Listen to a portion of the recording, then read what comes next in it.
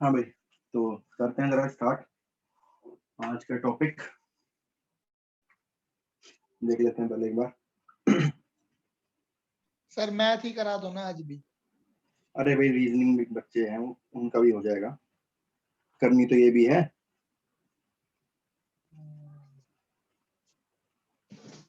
हाँ सर, कितना पोर्शन रह गया अब मैथ का?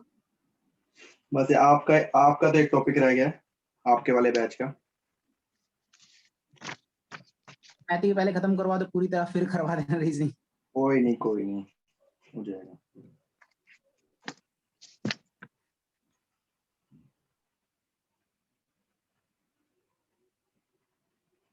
चलो भाई, एक टॉपिक करते हैं जरा शुरू आज।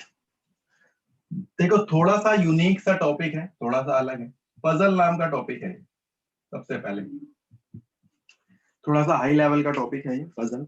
ये बैंक में ज्यादा आया करते थे, और अब एसएससी में आते तो है, मगर एसएससी में थोड़ा लो लेवल ही रहता है, ज्यादा हाई लेवल नहीं जाता, और डीएसएसबी वगैरह में थोड़ा सा लो लेवल ही रहता है।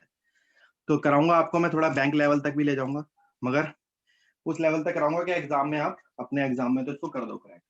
ये डीएसएसबी में भी पूछा जाता है, डीएसएसबी में 2 3 4 क्वेश्चन इससे देखे गए हैं इस बार भी बहुत सारे पेपरों में, और एसएससी में भी छोटा मोटा क्वेश्चन आ जाता है। हाँ, बैंक में अगर आप बैंक का एग्जाम दोगे तो थोड़ा सा लेवल हाई मिलेगा, थोड़ा सा क्या, बहुत ज्यादा लेवल हाई मिलेगा। मगर इसके ना करने के कुछ तरीके हैं, वही आपको देखना है। यहाँ पर देखो, अगर एक भी चीज गलत हो गई, मतलब एक भी चीज अगर आपने गलत पढ़ी और गलत उसको डाल दिया, तो पूरे के पूरे, अगर मान लो एक क्वेश्चन होता है, इस पजल का एक क्वेश्चन आया, आपको एक चार्ट बनाना पड़ता है वहां पे इसमें कोई ट्रिक चलती नहीं है। इसमें एक चार्ट बनाना पड़ता है और उसमें वैल्यूज डालनी पड़ती है।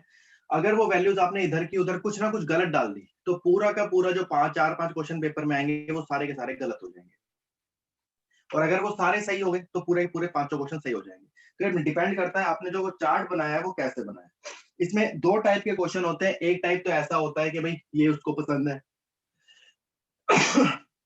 एक होता है कि उसको फुटबॉल पसंद है, उसको क्रिकेट पसंद है, उसको ये पसंद है, उसको वो पसंद है। एक टाइप ऐसा आता है कि भाई ये यहाँ रहता है, वो यहाँ नहीं रहता, या वो ये करता है, उसको ये पसंद नहीं है। तो ऐसे एक चार्ट बना करते हैं। तो इसमें टाइप वाइज हम करते जाएंगे एक एक चीज, तो ध्यान से एक एक चीज समझते जाना, बड़ा इंपॉर्टेंट टॉपिक है। देखो भाई, स्टार्ट करते हैं जरा। देखो, पहला क्वेश्चन करेंगे जरा।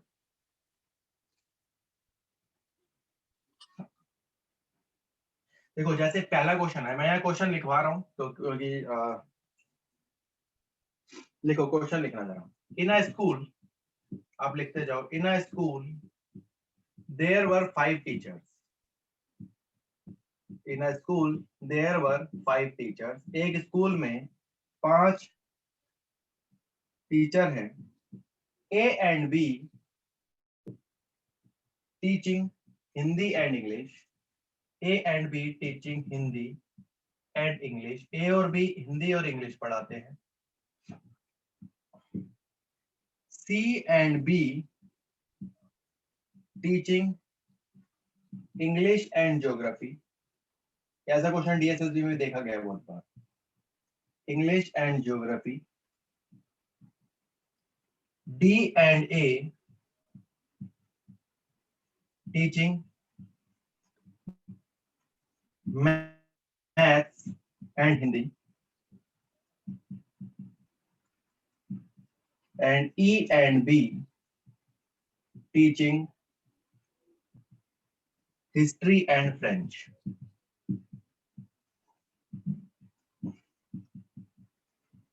ठीक है भाई, ये दे रखा है क्वेश्चन। तो हमसे वो क्वेश्चन पूछता है, जैसे पहला क्वेश्चन पूछेगा, who teaches maximum subject. Who teaches maximum subject, कौन सा सबसे ज्यादा सब्जेक्ट पढ़ाएगा?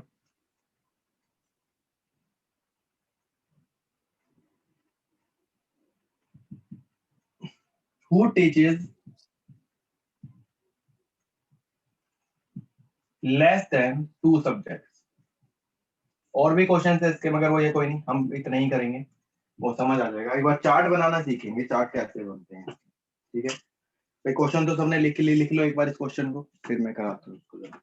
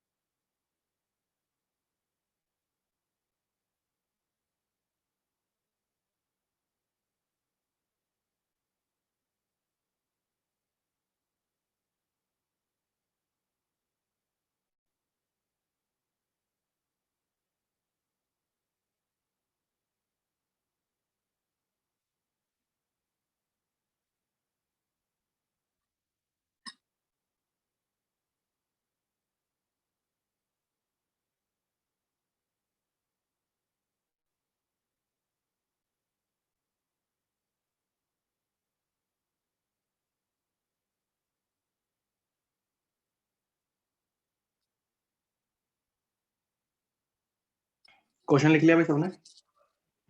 देखो अब करेंगे कैसे, जरा ध्यान से समझना। इसने बोला है एक स्कूल में 5 टीचर हैं, ठीक है, साफ साफ बोलिए। ए और बी क्या है, हिंदी और इंग्लिश पढ़ाते हैं। सी और बी जो है इंग्लिश और ज्योग्राफी पढ़ाता है। डी और ए मैथ्स और हिंदी पढ़ाता है। ई और बी हिंदी और फ्रेंच पढ़ाता है। तो एक टाइप का तो ये क्वेश्चन आता है जिसमें बोलता है वो ये पढ़ाता है, वो ये पढ़ाता है, उसको ये पसंद है, उसको ये पसंद है। तो एक टाइप ये बनता है। एक क्वेश्चन यहाँ से पूछा जाता है। तो देखो इसको करने का तरीका क्या होता है। सबसे पहले तो आप लिख लो लोग कितने हैं, 5 दोस्त हैं और A B C D E, ई तक है। तो आप लिख लो ऐसे ए बी सी डी और ई, ऐसे लिख लो, ठीक है। अब इसमें सब्जेक्ट बोले हैं तो सब्जेक्ट भी लिख लो। सब्जेक्ट लिख लो, यहाँ पे ऊपर लिख लेना हिंदी, ठीक है, इंग्लिश, मैथ्स, ज्योग्राफी और फ्रेंच, ऐसे लिख लेना। देखो ये 5 क्वेश्चन आएंगे तो भाई एक चार्ट बनाया जा सकता है। तो ये क्वेश्चन छोड़ने का नहीं है एग्जाम में, होता बड़ा आसान है, सिर्फ आपको पता होना चाहिए क्या करना है। तो इसका चार्ट बनेगा, आप देखो कैसे बनेगा। ये बना दिया हमने। अब देखो, अब यहाँ पर ना जिसके बारे में बात हो रही है बस उसके सामने ना टिक मार्क लगाते जाना, जो जो उसे सब्जेक्ट पता है। जैसे ए एंड बी टीचिंग इंग्लिश और हिंदी, ए और बी इंग्लिश और हिंदी पढ़ाता है, तो ए और बी दोनों पर इंग्लिश और हिंदी पे टिक मार्क कर देना, ठीक है, कि भाई ए और बी जो है इंग्लिश और हिंदी पढ़ाते हैं। आगे है C and B teaching English and geography, जो सी और बी है वो इंग्लिश पढ़ाता है और ज्योग्राफी, और बी भी इंग्लिश तो पहले से ही लगा हुआ है, ज्योग्राफी पे टिक मार्क कर दो। अगला बोला है D and A teaching maths and Hindi, D और ए जो है मैथ्स और हिंदी पढ़ाता है, तो डी पे मैथ्स पे लगा दो और हिंदी पे लगा दो। और ए की बात करें तो मैं हिंदी पे पहले से लगा हुआ है, मैथ्स पे लगा। अगला है E and B teaching history and French, E और बी हिस्ट्री और फ्रेंच, तो ई पर पहले लगाओ हिस्ट्री, अच्छा हिस्ट्री रह गया बीच पे, एक हिस्ट्री भी लिख लेना भाई, हिस्ट्री भी ऐड कर देना। ई और बी जो है हिस्ट्री और फ्रेंच पढ़ाते हैं, तो हिस्ट्री हिस्ट्री पे लगा दो और फ्रेंच पर लगा दो, और बी भी हिस्ट्री पर लगा दो और फ्रेंच पर लगा दो। ठीक है भाई, क्लियर है भाई, यहाँ तक बताओ जो मैंने किया ये? Yes sir. ठीक है। अब इसमें क्वेश्चन क्या पूछा है एक बार देख लेते हैं। अब इसमें जैसे पहला क्वेश्चन ये पूछा है कि कौन सा जो मैक्सिमम सबसे ज्यादा सब्जेक्ट कौन पढ़ा रहा है, ये बताओ। Who teaches maximum subject? Check करो किसके पास ज्यादा टिक मार्क लगे हुए हैं। एक के पास, बी के पास ज्यादा है, तो आंसर पहला हो गया, आंसर बी। बी। दूसरा है who teaches less than 2 subject, 2 से कम सब्जेक्ट कौन पढ़ा रहा है, बताओ भाई। 2 से कम कोई भी कोई भी नहीं। नहीं। कोई भी नहीं है। ई है 2 पढ़ा रहा है, ये भी 2 पढ़ा रहा है, ये भी 2, ये भी 2, कोई भी नहीं है, तो आंसर आएगा नन। बस हो गया क्वेश्चन। तो मतलब क्या है, एक बार चार्ट अगर आपका बन जाए तो चार्ट बनने के बाद जो क्वेश्चन होते हैं वो सारे हो जाते हैं, मगर चार्ट सही बनना चाहिए सबसे पहली बात। और अगर चार्ट हल्का सा भी इधर का उधर हो गया तो सारे के सारे लाइन से क्वेश्चन गलत होते हैं इस टॉपिक में। ये टॉपिक ऐसा है पजल। अभी तो आसान क्वेश्चन कर रहे हैं, देखना किस लेवल पे क्वेश्चन जाएगा। हो गया भाई, करें आगे, अगला क्वेश्चन दूं? चलो हटा दूं ना इसको।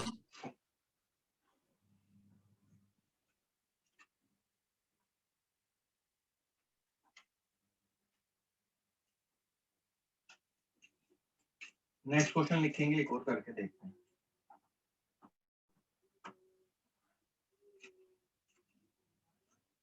चलो भाई लिखना जरा क्वेश्चन,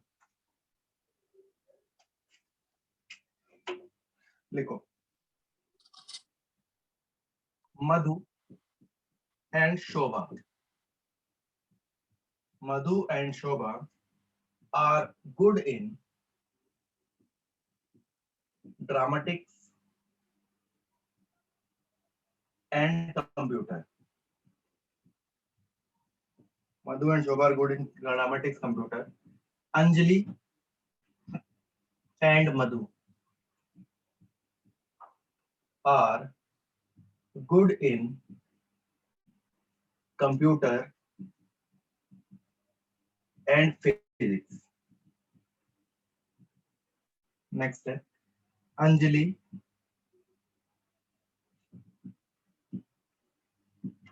Poonam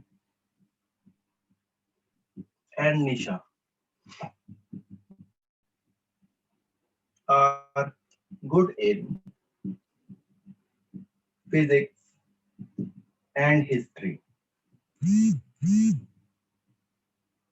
Next है Nisha and Aryali are good in physics and maths. और next है Poonam and Shobha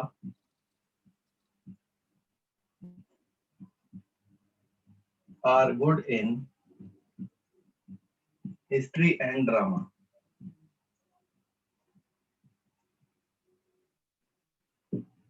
तो इसका क्वेश्चन पूछा है पहला, who is good in computer, history and drama? Question mark. Second question, who is good in physics, history and drama? लो भाई, दो question है, बनाओ इसका एक बार डायग्राम बनाओ, देखो क्या बनता है।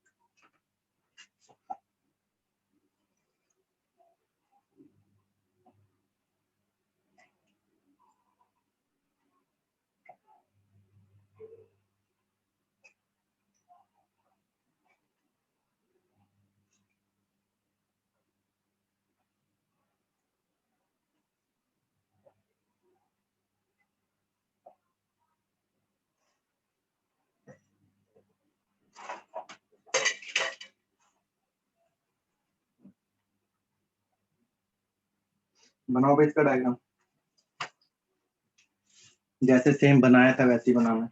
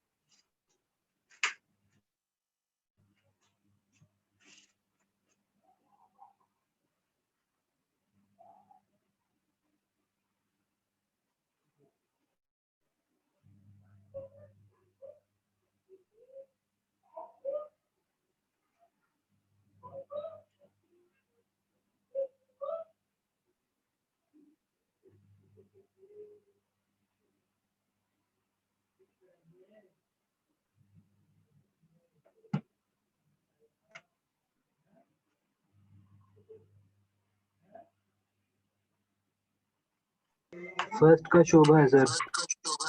हो गया आंसर? क्या आंसर है?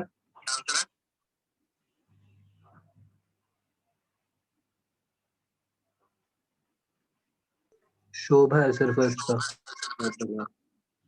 आगे करो।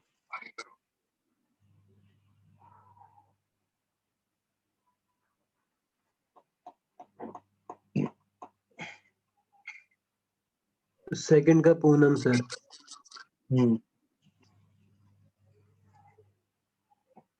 बहुत बढ़िया। चलो भाई करते हैं एक बार इस क्वेश्चन को।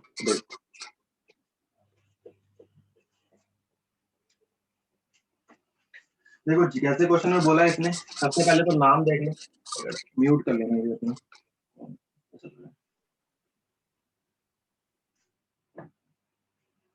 देखो जैसे क्वेश्चन एक बार देखना, यहाँ पर लोग कितने हैं सबसे पहले तो वो लिख लो। जैसे नाम लिख लो इसका, मधु, शोभा, अंजलि, पूनम और निशा, ठीक है, और आर्याली, आर्याली, ठीक है। और नाम और सब्जेक्ट लिख लेते हैं, ड्रामा, कंप्यूटर, फिजिक्स, हिस्ट्री और मैथ्स। ये 5 सब्जेक्ट हो गए। इसको एक बार बना लेते हैं जरा इसका चार्ट।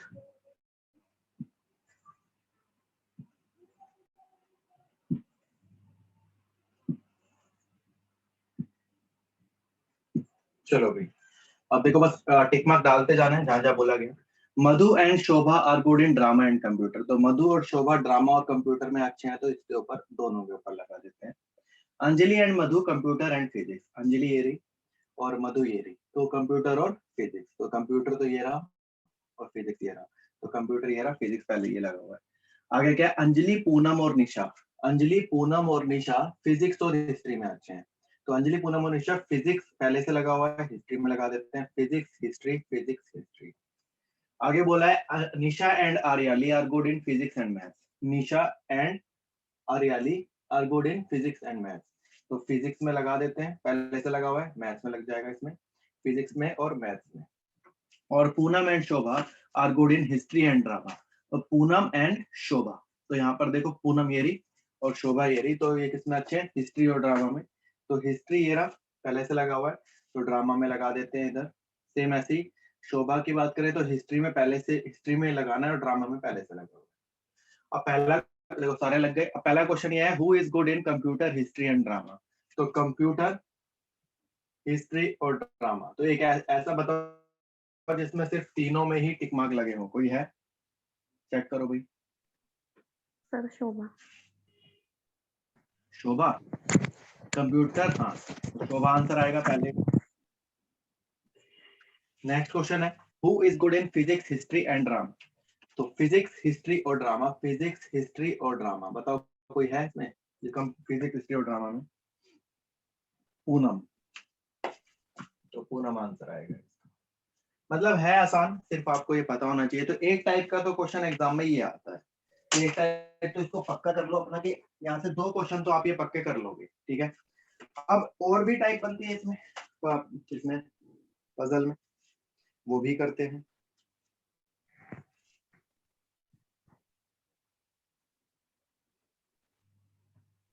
देखो एक अगला क्वेश्चन है यहाँ पर, आपको अब चार्ट किस तरीके से बनाना है वो आपको देखना है।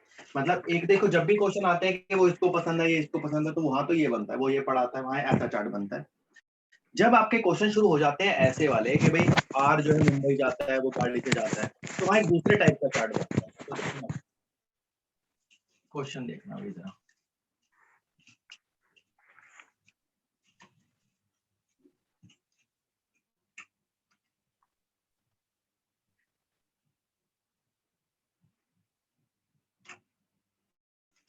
क्वेश्चन अच्छा है, अगला क्वेश्चन थोड़ा इंपॉर्टेंट हो गया, तो थोड़ा ध्यान से करना। देखो भाई क्वेश्चन है, 5 friends P Q R S T travel to 5 different cities. Travel to 5 different cities of Chennai, Delhi, Bangalore, and Hyderabad.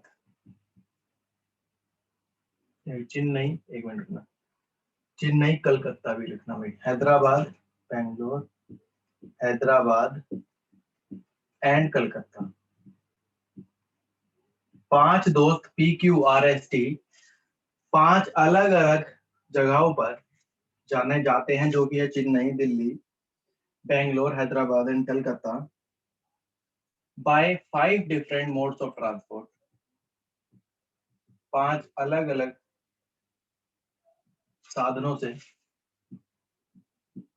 5 different modes of transport of bus, train, aeroplane, car and boat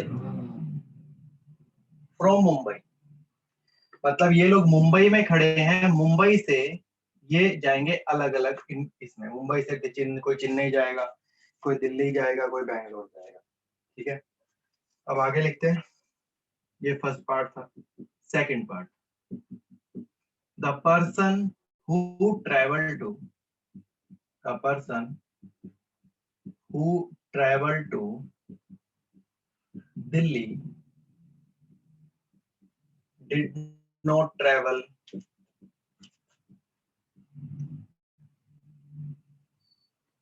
by boat. जो आदमी दिल्ली जाएगा वो नाव से नहीं जाएगा. Second part, R went to Bangalore. R Bangalore जाएगा. R went to Bangalore by car and Q went to Calcutta by aeroplane. और Q Calcutta जाएगा एरोप्लेन से. Third part, fourth part, S travelled by boat. S नाव से जाएगा.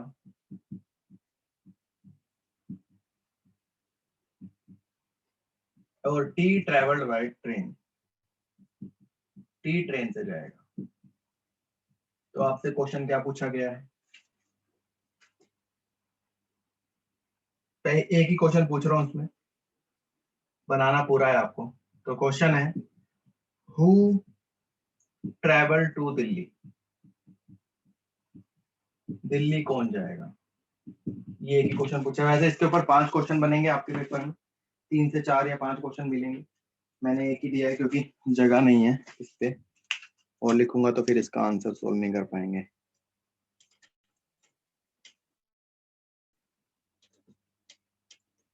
करो भाई.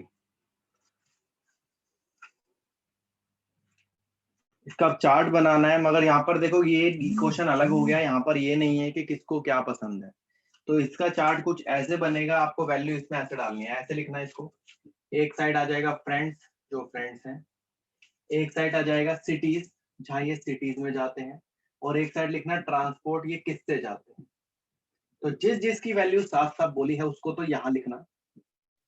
मतलब ये चार्ट ऐसे बनेगा आपका. तो फ्रेंड्स ये हो गए. फ्रेंड्स लिख लो पी क्यू आर एस और टी, और इसके सामने ऐसे लगा देना. अब जिसके बारे में साफ साफ बात हुई है उसके सामने तो लिख दो भाई वो कहाँ जा रहा है. जिसके बारे में साफ साफ बात नहीं हुई है उसको अलग से लिखना. अलग से लिखना, इसको बाद में इस्तेमाल करेंगे यहाँ पर. ठीक है. तो एक बार ट्राई करो, फिर मैं कराता हूँ इसको.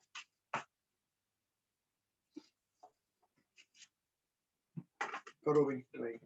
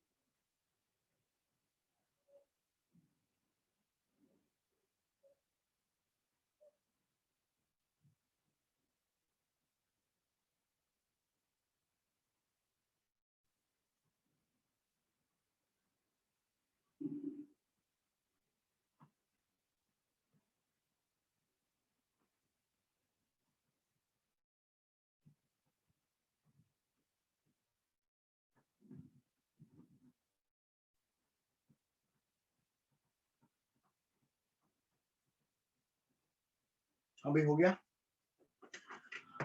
देखो कैसे करना है जरा ध्यान से देखना. 5 दोस्त है P Q R S T Q. P Q R S T अलग अलग सिटीज में जाते हैं. जो सिटीज आपको दे दी है चेन्नई, दिल्ली, बैंगलोर, हैदराबाद और कोलकाता. और 5 अलग अलग मोड ऑफ ट्रांसपोर्ट है, जैसे कि बस, ट्रेन, एरोप्लेन, कार और बोट. अब ये नहीं है कि देखो ये पी चेन्नई जाएगा वो बस से जाएगा, नहीं. ये बस लाइन में दे रखा है, आपको यहाँ पे डालने हैं जो बोला गया. अब जैसे पहली लाइन बोली गई यहाँ पर, अच्छा ये सारे मुंबई में खड़े हैं, ये ध्यान रखना. ये सारे मुंबई में हैं अभी, और ये सारे इस सिटी में जाएंगे. तो पहला क्वेश्चन है, पहली लाइन है, the person who travel to Delhi did not travel by boat. मगर आपको नहीं पता भाई दिल्ली कौन जाएगा. तो एक चीज यहाँ से पता चलेगी, जो दिल्ली जाएगा वो नाव से नहीं जाएगा. तो दिल्ली के आगे बोर्ड लिख के क्रॉस लिख देना। जब भी दिल्ली हमें जहां दिखेगा उसके सामने ये पता हो जाएगा कि नाउन नहीं है। तो जिसकी वैल्यू साफ नहीं है उसको अलग से लिख लो, ये बाद में इस्तेमाल कर लेंगे। अब अगली बात बोली गई, R went to Bangalore by car. अब आर के बारे में साफ साफ बता दिया और कहां जा रहा है साफ साफ बताया, तो आर के सामने लिख लो R went to Bangalore, R गया है बैंगलोर और किससे गया, ये कार से गया, हमने ये साफ साफ लिख लिया। आगे बोला गया Q went to Calcutta, Q के बारे में बोला गया, क्यू जाता है कलकत्ता और ये जाता है एरोप्लेन से। ठीक है, अगला है S travelled by boat, S जाएगा बोट से, तो ट्रांसपोर्ट तो हो गया बोट,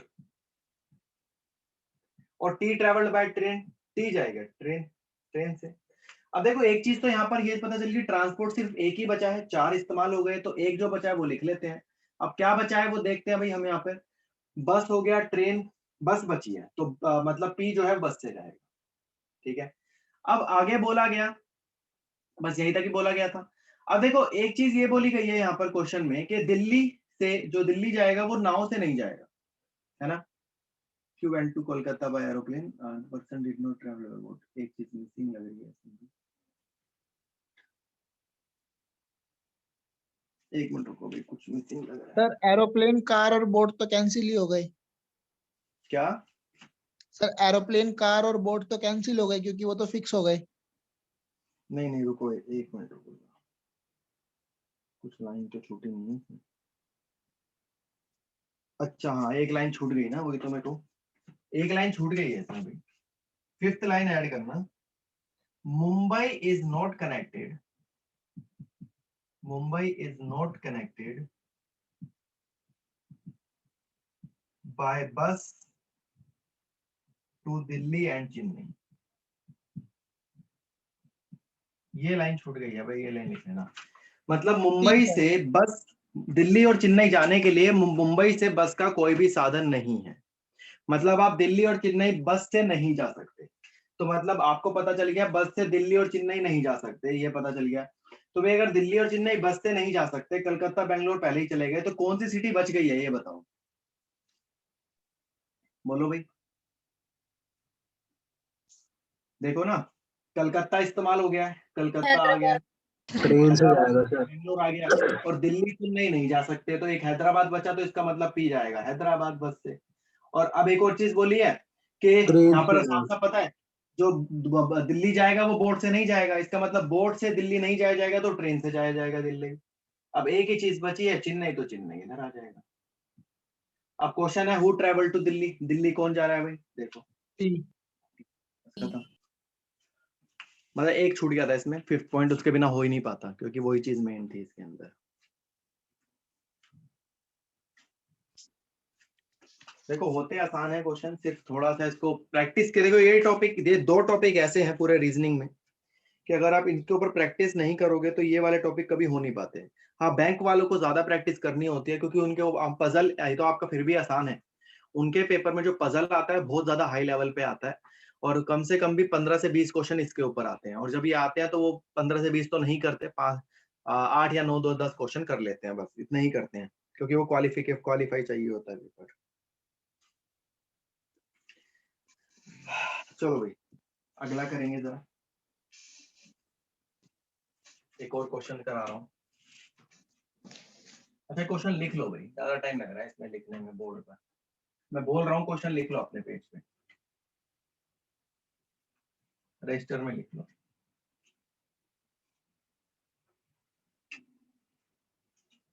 लिखो भाई क्वेश्चन लिखो।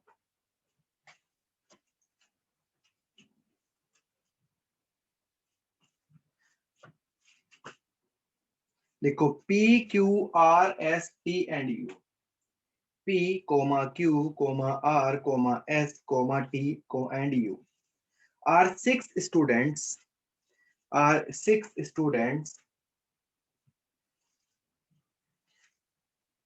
doing their master degree in 6 different subjects. Doing their master degree in 6 different subjects. देखना P, Q, R, S, T और U 6 विद्यार्थी अपनी मास्टर डिग्री 6 अलग सब्जेक्ट में कर रहे हैं, 6 अलग विषयों में कर रहे हैं।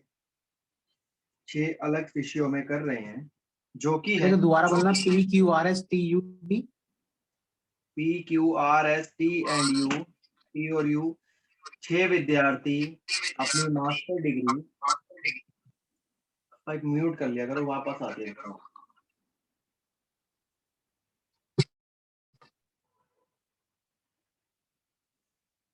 अपनी मास्टर डिग्री 6 अलग अलग विषयों में कर रहे हैं। Master degree in 6 different subjects, English, history, philosophy, physics, statics and maths English, history, philosophy, physics, statistics and maths. आगे लिखना, 2 of them, नेक्स्ट पॉइंट है ये, फर्स्ट पॉइंट था, अब सेकंड पॉइंट लिखना। 2 of them stay in hostel, 2 of them stay in hostel, इनमें से 2 एक हॉस्टल में रहते हैं, इनमें से 2 एक हॉस्टल में रहते हैं। 2 stay as paying guest, 2 stay as paying guest, 2 paying guest रहते हैं, 2 पेइंग गेस्ट रहते हैं। And remaining 2 stay at their home, and remaining 2 stay इनमें से 2 होटल में रहते हैं, फिर हॉस्टल में रहते हैं। इनमें से 2 हॉस्टल में रहते हैं, 2 पेइंग गेस्ट है और 2 घर में रहते हैं। And the remaining 2 stay at their home.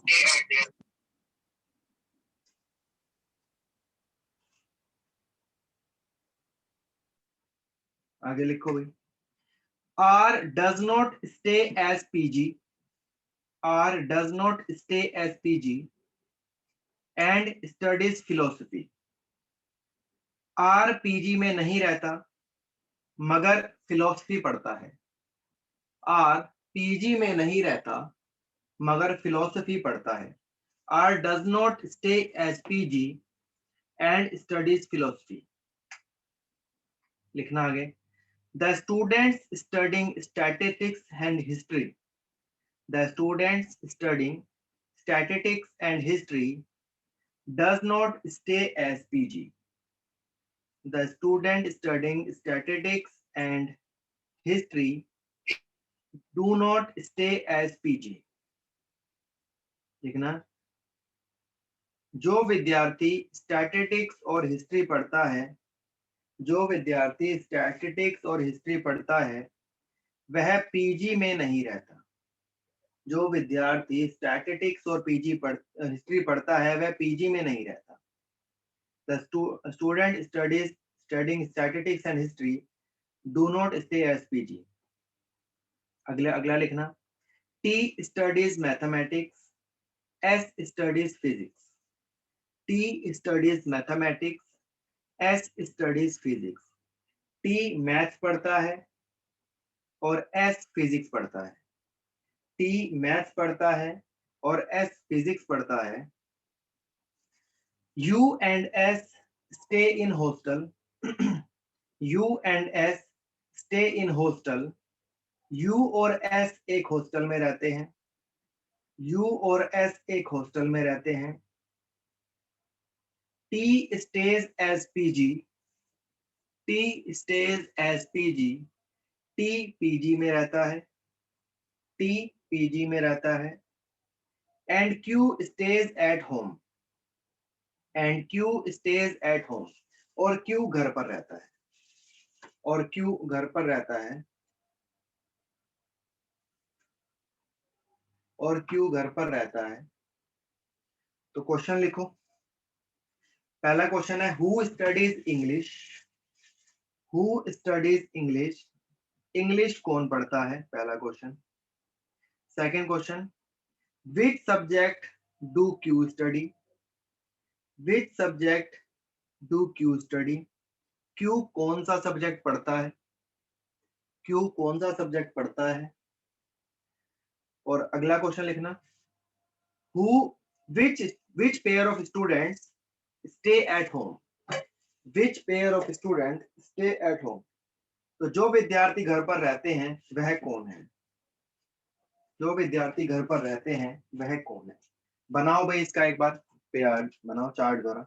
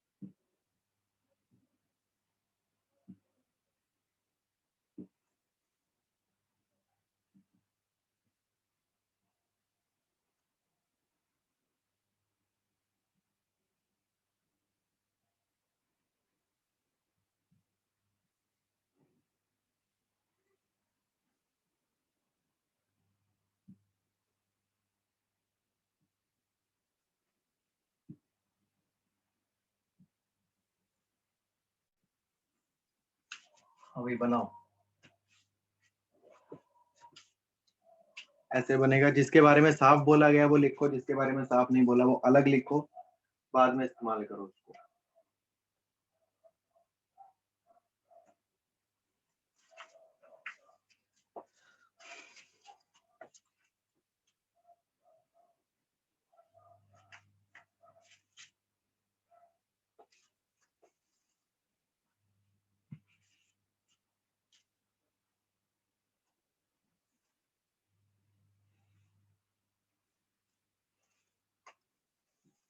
जिसका हो जाए वो आंसर बताना।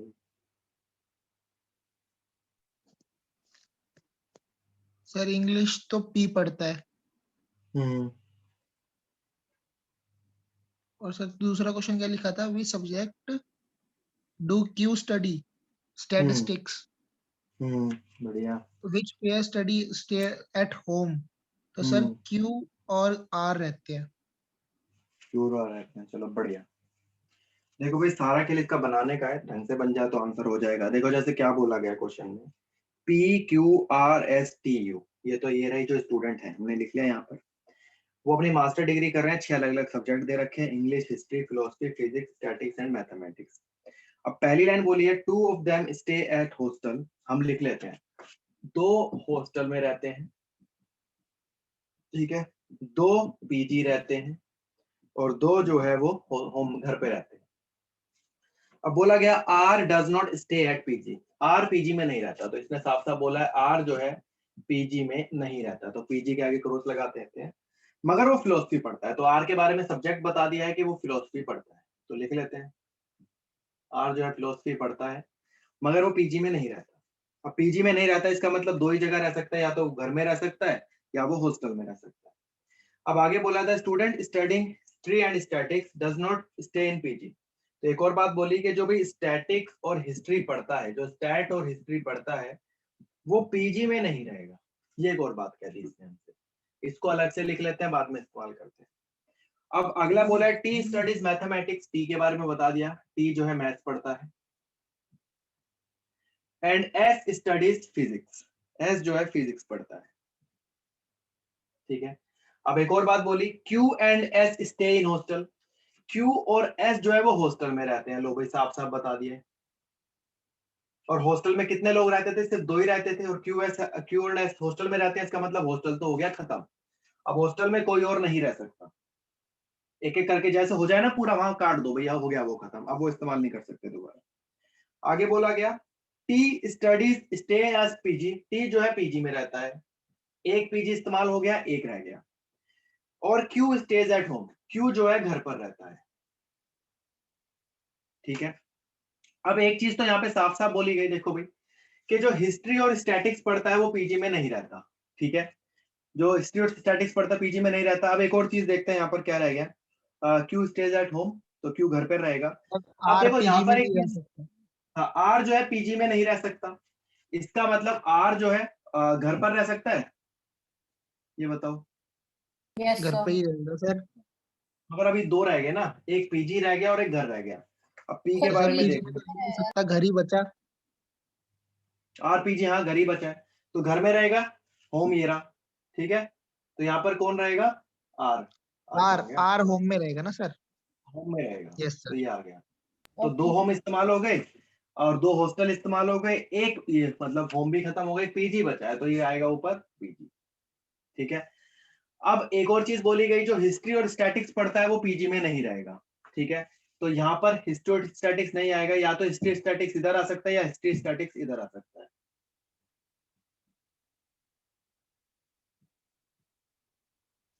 स्टैट। अब कौन सा सब्जेक्ट बचा है ये बताओ पहले। इंग्लिश। इंग्लिश, तो यहाँ पे आएगा इंग्लिश, ठीक है। अब हमें डालना है, इसमें वैल्यू डालना है हिस्ट्री और स्टैटिक्स में। बताओ जरा, आप हिस्ट्री स्टैटिक्स बता सकते हो, है इसमें लिखा हुआ,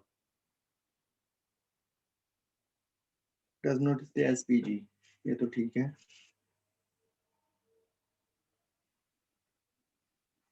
और इसने स्टैटिक्स के बारे में कुछ बताया ही नहीं है अभी। दोनों में से कुछ भी पढ़ सकते हैं सर। हाँ, तो यहाँ पर ये होगा, यहाँ पर हिस्ट्री, और क्योंकि बताया ही नहीं है तो या तो हिस्ट्री स्टैट्स इधर पड़ेगा या हिस्ट्री और स्टैट्स इधर पड़ेगा, इससे पक्का नहीं है, ठीक है। दोनों में से या तो यहाँ भी हो सकता है, यहाँ भी हो सकता है, मगर बाकियों का पक्का है, मैंने वैल्यू डाल ली है। अब जैसे पहला क्वेश्चन इसने क्या पूछा है, कर लेते हैं जरा।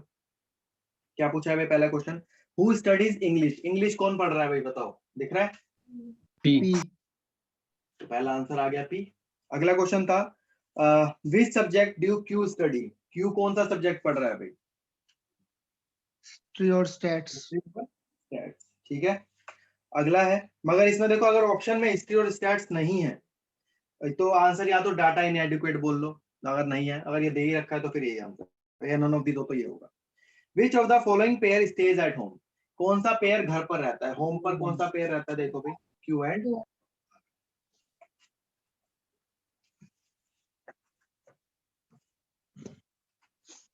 क्लियर है सबको ये। Yes sir.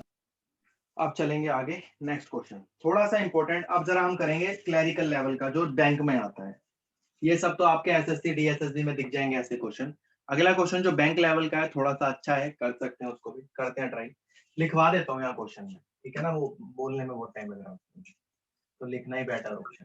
लेवल का है वो, क्या, बैंक लेवल का बोल रहे हाँ बैंक लेवल का। हो। हाँ।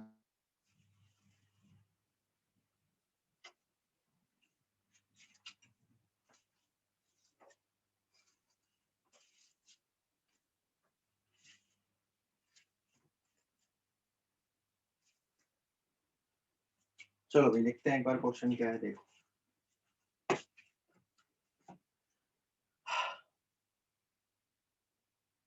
Seven boys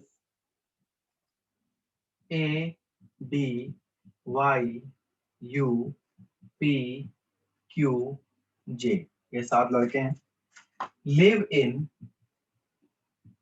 3 different buildings, live in 3 different building, 3 अलग अलग बिल्डिंग में रहते हैं, और बिल्डिंग का नाम दे रखा है आशियाना, टॉप व्यू, रिच। 3 बिल्डिंग है, एक का नाम है आशियाना, एक का नाम है टॉप व्यू और एक का नाम है rich. each of them flying kites of different colors, सभी जो है अलग अलग रंगों की पतंग उड़ाते हैं, ऑफ डिफरेंट कलर्स, सभी जो है अलग अलग रंगों की पतंग उड़ाते हैं, जो कि है that is red, green, blue, white, black, yellow और पिंक। आगे लिखना, नॉट मोर देन, पहली लाइन बोली गई है इसमें, not more than 3 or less, not more than 3 or less, then more than, not more than 3 or less than 2, 3 से ज्यादा और 2 से कम, less than 2, stay in any of the buildings.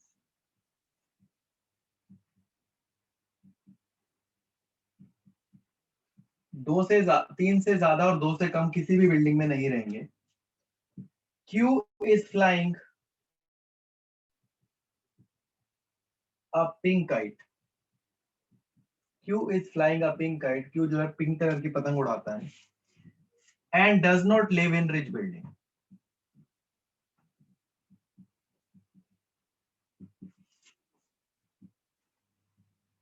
और रिच बिल्डिंग में नहीं रहता. अगला है U does not live in the same building. U जो है उसी बिल्डिंग में नहीं रहेगा. U does not live in the same building as A और P. U उस बिल्डिंग में नहीं रहेगा जिसमें A और P रहते हैं. And is flying a yellow kite.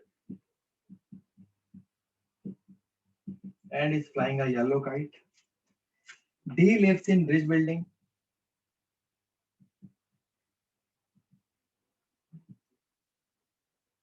D जो है रिच बिल्डिंग में रहता है. With only one more person. केवल एक और आदमी के साथ.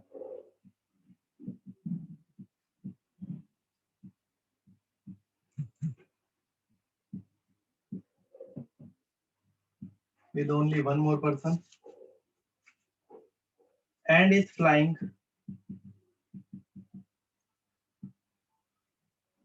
a green kite. और हरे रंग की पतंग उड़ाता है. None of the top view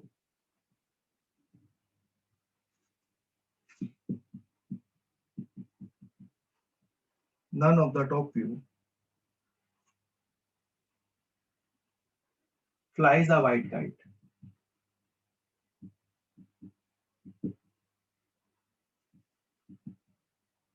कोई भी व्हाइट कलर की पतंग, टॉप व्यू वाला व्हाइट कलर की पतंग नहीं उड़ाएगा. P does not fly a blue kite.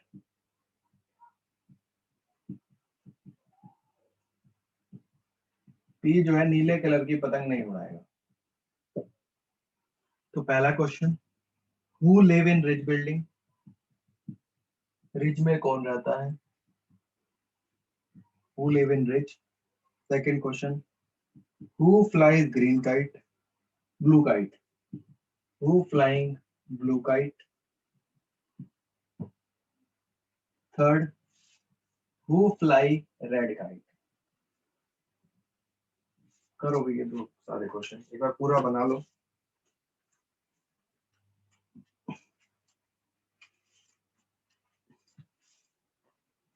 ऐसा क्वेश्चन आता है बैंक में भी. देखो छोटा सा लग रहा है, देखिए.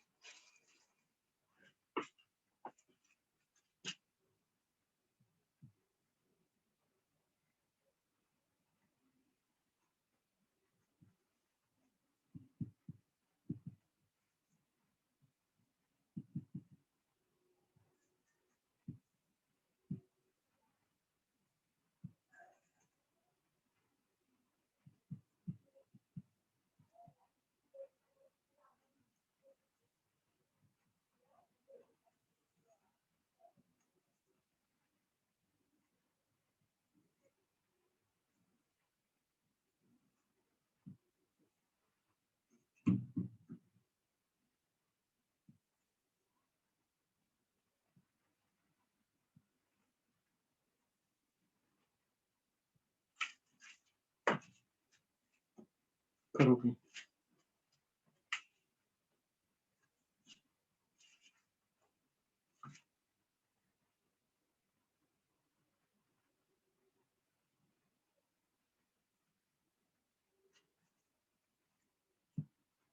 इसका बन जाए वहां से बताना भी।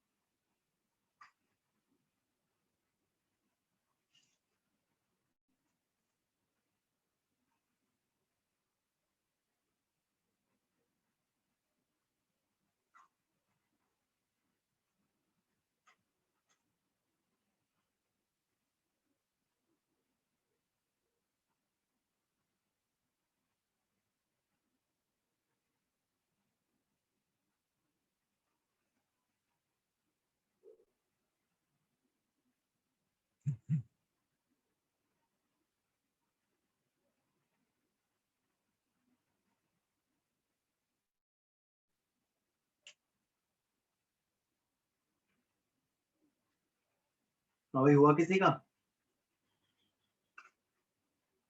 No sir. नहीं हुआ। चलो भाई देखो जरा, 7 बॉयज दे रखे हैं, A D Y U P Q J live in 3 buildings, अलग अलग बिल्डिंग है, आशियाना, टोप्यू, रिज और रिज, 3 बिल्डिंग है, और ईच ऑफ देम फ्लाइंग, अलग अलग रंग की पतंग उड़ाते हैं, ये कलर भी दे रखे हैं। अब एक चीज बोलिए, नॉट मोर देन 3, मतलब 3 से ज्यादा और 2 से कम किसी बिल्डिंग में नहीं रहेंगे। मतलब क्या है, मैक्सिमम 2 हो सकते हैं और मिनिमम 2 होने ही चाहिए। मतलब हर बिल्डिंग में मिनिमम 2 बैठेंगे और हर बिल्डिंग में मैक्सिमम 3, 3 से ज्यादा किसी बिल्डिंग में नहीं हो सकते। अब यहाँ पर पहली लाइन आ गई है, Q is flying a pink kite. Q के बारे में बता दिया, Q जो है पिंक कलर की पतंग उड़ाता है, यहाँ पे लिख दिया हमने, मगर वो रिज बिल्डिंग में नहीं रहता। तो Q के बारे में पता चल गया है, Q जो है रिज में नहीं रहेगा, तो रिज के आगे क्रॉस लग जाते हैं। अभी 2 ही बिल्डिंग में रह सकता है, या तो आशियाना होगा या टोप्यू होगा। आगे बोला गया, U does not live in the same building as A और P। U उस बिल्डिंग में नहीं रहेगा जिसमें A और P रहते हैं, और वो येलो कलर की पतंग उड़ाता है। यू जो है येलो कलर की पतंग उड़ाता है, मगर वो ए और पी के साथ नहीं रहेगा। मतलब इसमें एक चीज पता चल गई कि ए और पी जो है साथ में रहते हैं,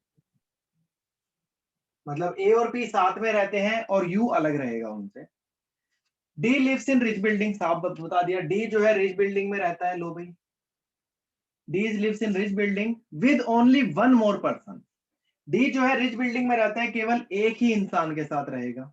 ठीक है, अब देखो वो इंसान कौन सा होता है, ए और पी तो नहीं हो सकता, ठीक है, और क्यू जो है रिज में नहीं रह सकता, तो ये बताओ डी किसके साथ रहेगा। चलो आगे चलते हैं, इसको बाद में देखते हैं। D lives in rich building with only one more person, तो डी जो है केवल एक ही पर्सन के साथ रहेगा, डी केवल एक ही पर्सन और आएगा जो रहेगा।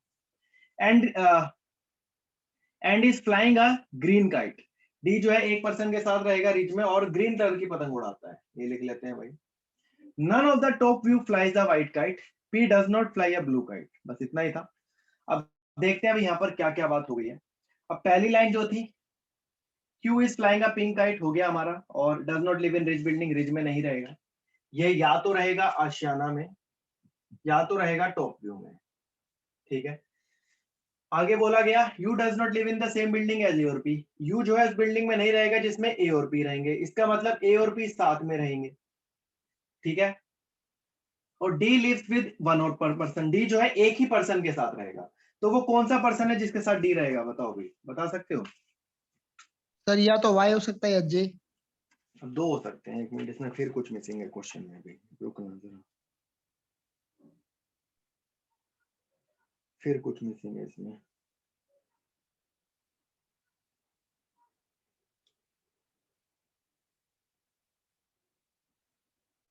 हम्म,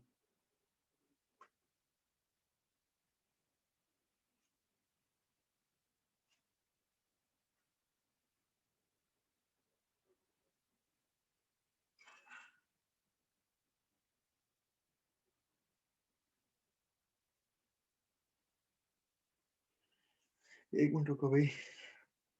Q is flying a pink kite and does not live in a building. You does not live in the same building as well. Flying a yellow colored kite. And only one more person is flying a none of the top view. Question पूरा नहीं है।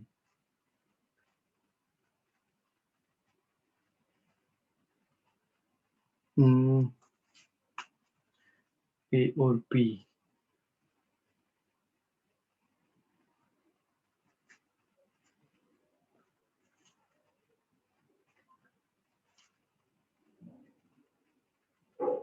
Sir बोलो बोलो। Sir जो Q है sir, वो pink हम्म। Colour की kite उड़ाएगा sir, हम्म, और वो सर जो व्हाइट कलर की वो उड़ाएगा वो टॉप व्यू में नहीं रहेगा, तो ऑटोमेटिकली आसानिया बना।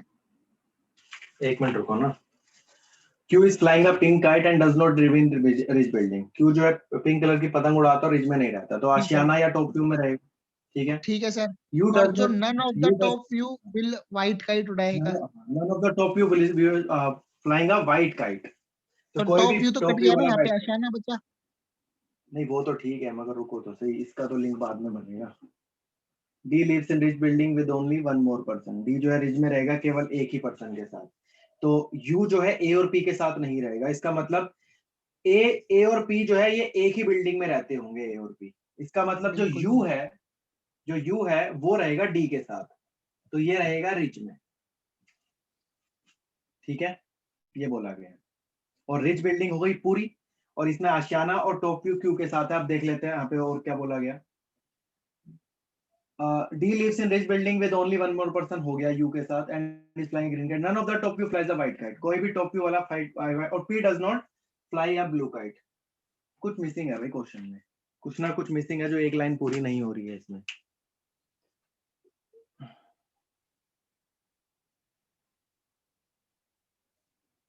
थ्री,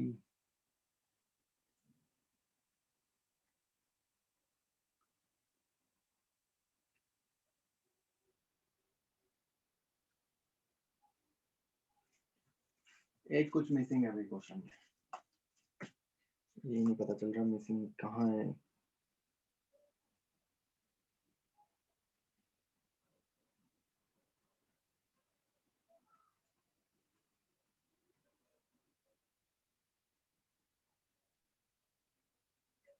कलर का भी पूरा नहीं बताया ना, कलर भी एक एक कलर भी छूटा हुआ है इसमें।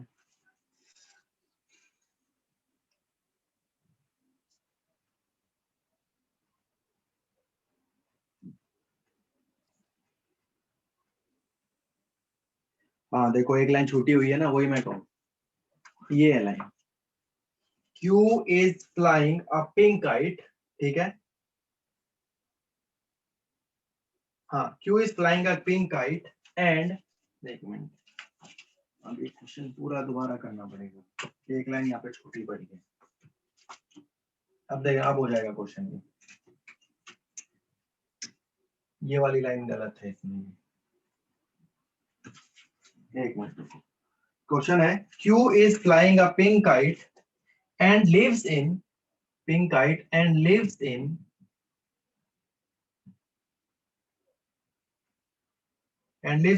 the same building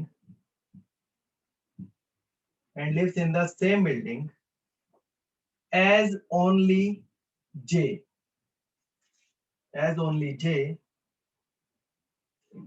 ये पूरा ही हटाना पड़ेगा, इसको पूरा ही हटा लो भाई, यहाँ से पूरा हटा लो, यहाँ से पूरा क्वेश्चन गलत है, यहाँ से पूरा क्वेश्चन गलत है।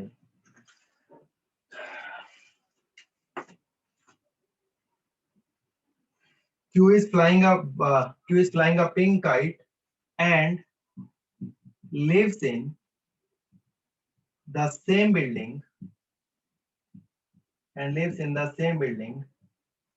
as only J, that is Ashiana. Y is flying a black kite. अब इसमें कलर भी चेंज होगा. हाँ, black kite. देखो पहले इसके बारे में भी नहीं बता रखा था उसने. Y is flying a black kite and does not live in rich building.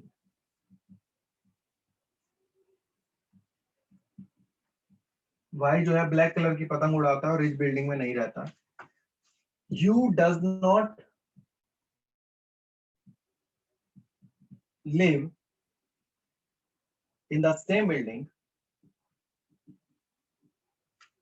as A or P and is flying a yellow colored kite. ये दो लाइन मिस कर दी थी भाई बीच में इस क्वेश्चन में. And is flying a yellow colored kite.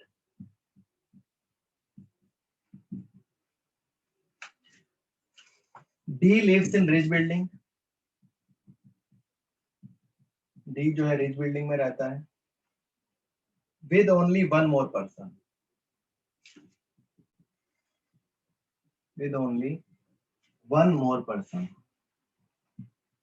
D जो है रिच में रहता है केवल एक ही पर्सन के साथ and is flying a green kite.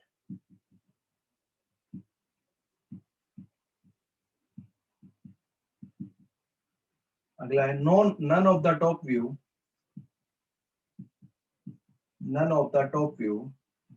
flies a white kite. कोई भी टॉप व्यू वाला व्हाइट कलर की पतंग नहीं उड़ाएगा. P does not fly a blue kite. P जो है ब्लू कलर की पतंग नहीं उड़ाएगा. अब क्वेश्चन पूरा है. अब होगा ये क्वेश्चन पूरा आपका.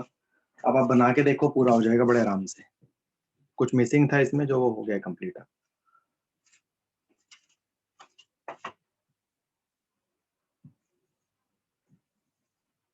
एग्जाम में आपको मिसिंग नहीं मिलेगा, वो क्वेश्चन में मिसिंग था. एक जगह मैं देख रहा था तो मिसिंग था, 2-3 जगह यही टाइप था सेम क्वेश्चन. तो एक जगह से दूसरी जगह से मिला है, वो बिल्कुल सही मिलेगी वाला.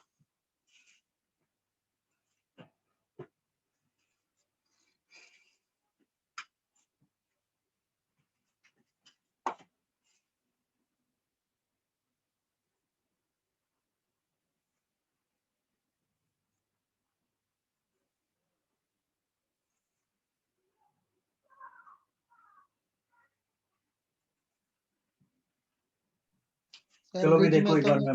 डी और यू हाँ. रहते हैं. बहुत बढ़िया. ब्लू चलो काइट देखो सर करेंगे ए क्या. उड़ाएगा ठीक है. देखो और भाई रेड क्वेश्चन काइट वही है. उड़ाएगा. Red kite. हाँ ठीक है. देखो एक चीज चेंज हुई और एक चीज चेंज होती है. देखो क्वेश्चन चेंज होती है, आंसर आना शुरू हो गया. पहली लाइन तो वही है कि 3 से ज्यादा और 2 से कम किसी बिल्डिंग में नहीं रहेंगे. पहली लाइन बोली गई Q is flying a pink kite. Q जो है पिंक कलर की पतंग उड़ाता है, साफ साफ बोला गया.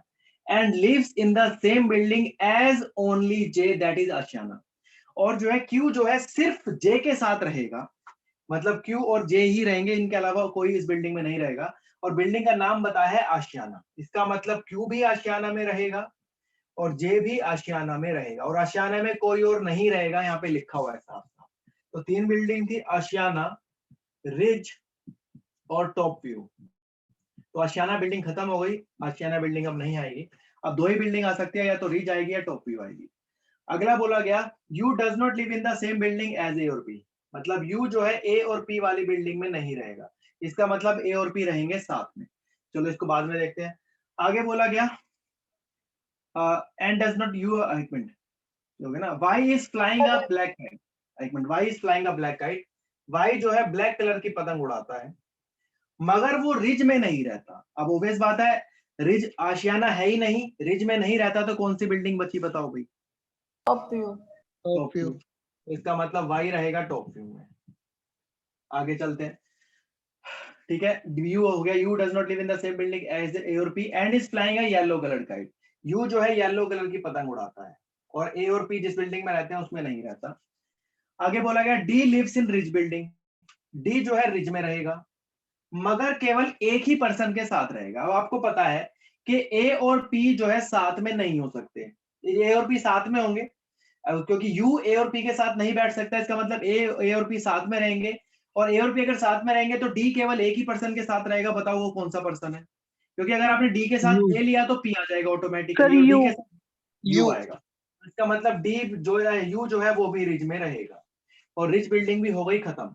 अब बची जो टॉप व्यू, तो इसका मतलब जो ये है वो टॉप व्यू में ही बैठेंगे सारे, तो ये भी टॉप व्यू हो गया और ये भी टॉप व्यू हो गया।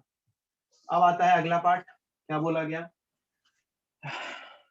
D lives in rich building with only one more person and flying a green kite, और ये ग्रीन कलर की पतंग उड़ाता है। None of the top view flies a white kite, कोई भी टॉप व्यू वाला व्हाइट कलर की पतंग नहीं उड़ाएगा। तो ये टॉप व्यू, ये टॉप व्यू, तो ये उड़ाएगा व्हाइट कलर की पतंग जे। और P does not fly a blue kite, P blue colour की पतंग नहीं उड़ाएगा, इसका मतलब Red A उड़ाएगा। उड़ाएगा ब्लू। तो एक ही का बचा, कौन सा बचा भाई? रेड। रेड। तो बस हो गया क्वेश्चन।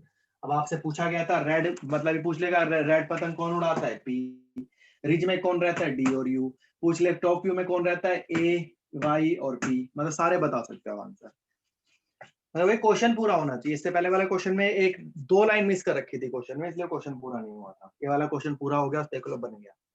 तो ये कि क्वेश्चन पढ़ना ढंग से है, इसको तभी हो पाता है। ये एक टॉपिक इकलौता ऐसा है, इसमें ट्रिक नहीं लग सकती, इसमें आपका पूरा माइंड जाएगा। और ये क्वेश्चन मैं नहीं बोल सकता कि आप 5 सेकंड में या 10 सेकंड में कर सकते हो। अगर ये क्वेश्चन आता है तो कम से कम 1 मिनट इसको लेके चलना पड़ेगा। अगर 5 क्वेश्चन पेपर में है, अगर एक ही क्वेश्चन पेपर में आता है तो वो छोटा ही क्वेश्चन मिलेगा आपको, वो क्वेश्चन मुश्किल से 30-40 सेकंड में खत्म हो जाता है। मगर ये दो लौते टॉपिक ऐसे हैं जिसमें टाइम लगता है, एक पजल और एक सिटिंग अरेंजमेंट, ये दो टॉपिक हैं। बाकी ये प्रैक्टिस से ही आएगा। मैं आपको क्वेश्चन भेज दूंगा इसके, आप प्रैक्टिस कर लेना उसकी, ठीक है सर। ठीक है ना, क्योंकि इसमें तो जितने सारे Okay, क्वेश्चन सर। कराऊंगा वो सभी रहेंगे। सर बस ये इन्हीं टाइप के आते हैं ना? हाँ यही दो टाइप बनते हैं इसमें, और नहीं बनता। मतलब एक तो चार्ट बनाना आएगा और एक वो वाला आता है, दो ही बनते हैं इसमें। और ज्यादातर जो आता है वो इस लेवल पे, मतलब ऐसा आएगा, ऐसे ऐसे वाला बनाने पे आता है ज्यादातर। ये जिसमें अच्छा खासा बनता है वो तो आसान होता है पहला टाइप, उसमें तो टिक मार्क ही करना होता है। ठीक है भाई, जी ये सर। टॉपिक खत्म हो गया है। मतलब अब तरीका आपको बता दिया है, अब आप प्रैक्टिस आपको करनी पड़ेगी। क्वेश्चन मैं भेजूंगा इसके, आपको ग्रुप में भेज दूंगा, आप इसकी प्रैक्टिस कर लेना। प्रैक्टिस तो खुद करनी पड़ेगी, बनाना इसको, जो जो आपके एग्जाम में आ सकते हैं क्वेश्चन वो सारे भेज दूंगा आपको। ठीक है भाई, तो अब बचेगा आपका सिटिंग अरेंजमेंट का टॉपिक। सिटिंग अरेंजमेंट अगली क्लास में आपको मैं असाइनमेंट से ही कराऊंगा, आपको मैं पहले ही भेज दूंगा, तो लिखने में ठीक है थोड़ा सर। टाइम वेस्ट होता है ज्यादा। तो सर सिटिंग इसके भी भेज अरेंजमेंट का देना। लाइन, हाँ लाइन और सर्कल दोनों करेंगे। तो सिटिंग अरेंजमेंट का टॉपिक भी अगली क्लास में खत्म कर लेंगे हम जी रीजनिंग सर। में। ठीक है, तो फिर आज इतना ही छोड़ते हैं, नेक्स्ट में ही करेंगे इसको। आज संडे है, थोड़ा सा रेस्ट करो सारे। ठीक है भाई, ओके सर। ओके भाई।